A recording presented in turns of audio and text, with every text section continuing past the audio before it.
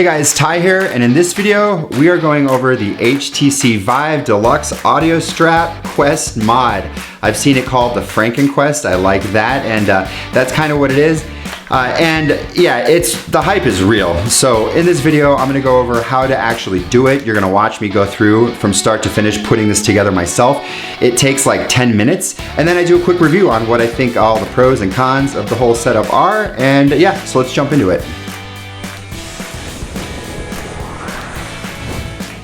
Tyco Tech reviews and tutorials.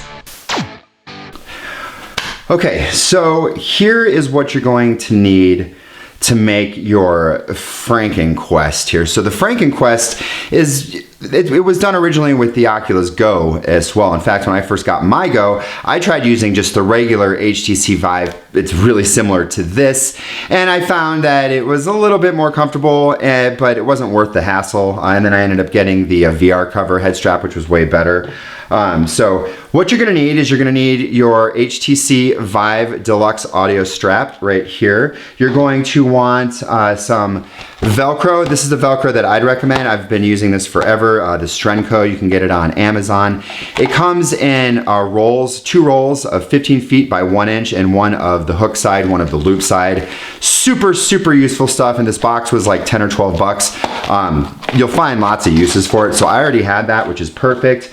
You're going to want D-rings right here. So this is a 1.5 inch D-ring. I was able to pick up 2 of these at Joann's Fabrics for $2. So if you use the app, you get 50% off a purchase anytime you go. They were $4, got them for $2 right there. You can get them on Amazon, but you got to buy like 12 of them or 20 of them, and I didn't really need to spend $9 on 20 of these, so Joann's is like a mile away. Just went over there and got that.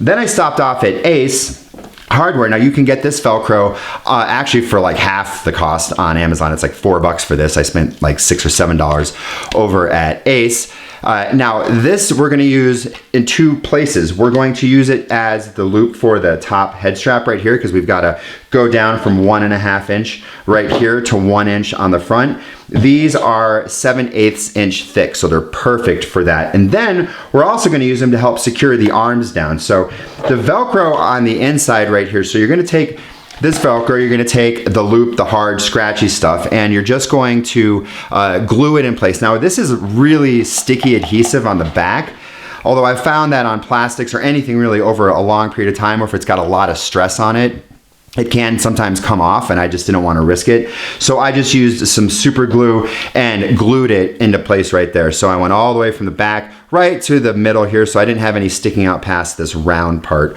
right there, if you can kind of see that. Hopefully that makes sense. So I already did that just so that we could kind of let this set. I have not actually built this yet, so what you saw in the intro is shot after this right now. So the magic of editing right there. So I already went ahead and I threw the D-ring on right here. Now we're going to need to take the head straps off. Now I've practiced this already just to make sure that I knew how to do it, and it's actually really, really easy. First thing you're gonna wanna do, and we'll see if we can come under the cover or the camera up above, is take off the facial interface. I've got the VR cover one, but the regular one pops off just like that. Move this out of the way. Then you're just gonna wanna undo the strap here. It's pretty simple. Just undo it and pull it through. And it's a little tight to get through, but there you go, you've got that off. Now, the second part, and this is kind of the tricky part, I'm sure you've noticed that when you pull on these, it's like spring loaded, but it's really easy to get off. So, and I'll see, hopefully we're in a good spot on this overhead cam. So you're gonna pull it all the way out and then push this in just a little bit, this right here. So you wanna get past the thicker Velcro part right here. And then just kind of pull it so it's taut. I have a cell phone prying tool, but the first time I did it with a ruler actually. And you're just gonna get underneath here and pry this up just a bit and pull. And there we go. Now we can feed this through and pull it through.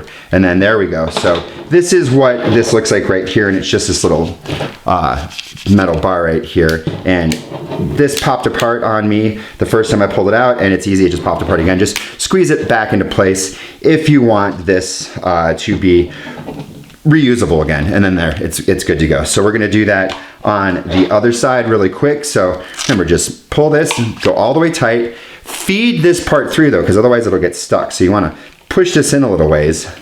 So, you know, get it in as much as you can, pull this so that it's kind of taut, get under here, and you just pry it, and then bam, there you go. And then feed this through, set that down. I just don't want to break anything, and then pull, and then it pops, bam, and then, yeah, and so that's what these guys look like right here. Oh, and I bent that. So yeah, be careful not to bend the metal on it, but it bends right back into place, and boom, good to go. So set this aside, so now this is good to use later, so you can feed this back through. It is a pain to get these arms back through if you're trying to feed it back through. I did it, and it took a bit to get them in. I had to get in there with tweezers to actually pull them back out. So now we've got that, and now here is our Quest, and you might be thinking, oh God, look at it now, it's a shell of nothing. So then, now we're in uncharted territory because I've not gotten this far right here. So what we're gonna use for the top head strap, because this is a 1-inch opening right here, that's it. This is a 2-inch wide, so we're going from 1 inch, or to 1.5 inch, sorry. So these straps, I figured, should be perfect right here. So let's go ahead, and I'm gonna do this so that the soft side is facing out. So let's go ahead and just feed this through here. Very good. And we can go back to about here. So this stuff actually gets wider at the end. I love these Velcro straps. I actually use smaller ones on my cables all of the time. So we've got that there. I'm gonna go ahead and just leave that like that for a second. Velcro is sticking on everything. I'm gonna put this aside right there. Now, you're gonna want to position this so that it's comfortable. Now, there is a turning dial on the back. This is one of the main reasons I wanted to actually do this, was for quick and easy adjustments when sharing this. So we'll see how this works out.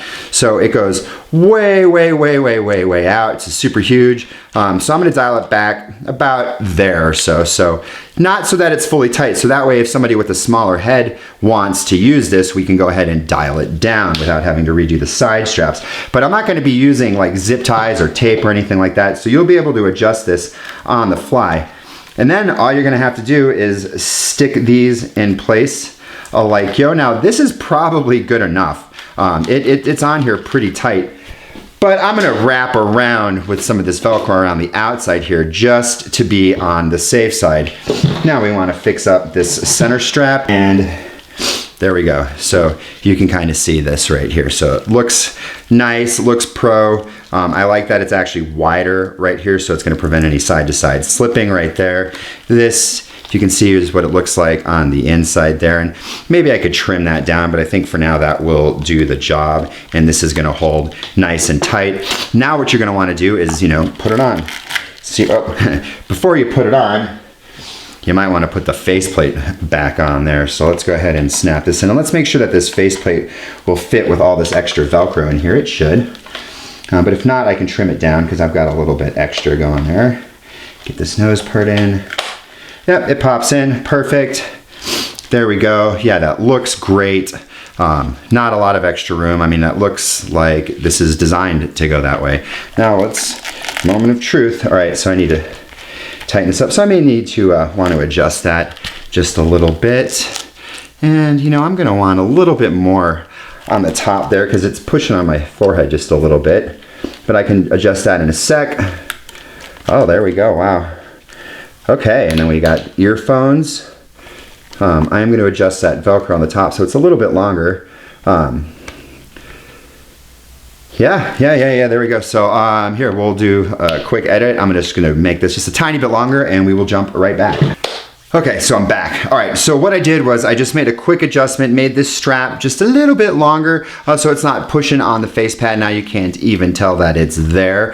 And I actually took a break, and I've been playing with this for a while, so kind of reconfiguring it. One thing I determined is that you want to line up the end of this plastic bit right here, right with the end of the arm right there. So that gives you just the perfect adjustability, in my opinion, so that you're going to be able to go small enough to accommodate a really small head, and then large enough to accommodate a really big head. And right now I'm just kind of in the middle, maybe a little bit towards the bigger side, but I've got kind of a bigger head, and that works great. And then I just took the straps that we used for this strap right here. Now the Velcro held, and I played for like, I don't know, 30 minutes or so. I did a bunch of Beat Saber. And you can tell I'm kind of hot and sweaty still right now from it. And it held. I wrapped around the Velcro just around here just to be on the safe side. I don't think you need to do it, but I'm always one for precaution. And that way this is definitely, you know, not coming off. This is super secure. It's great, dude. So kind of pros and cons. One, obviously the whole thing is going to weigh a little bit more, but it definitely helps redistribute the weight because you got a little bit more weight going on in the back here.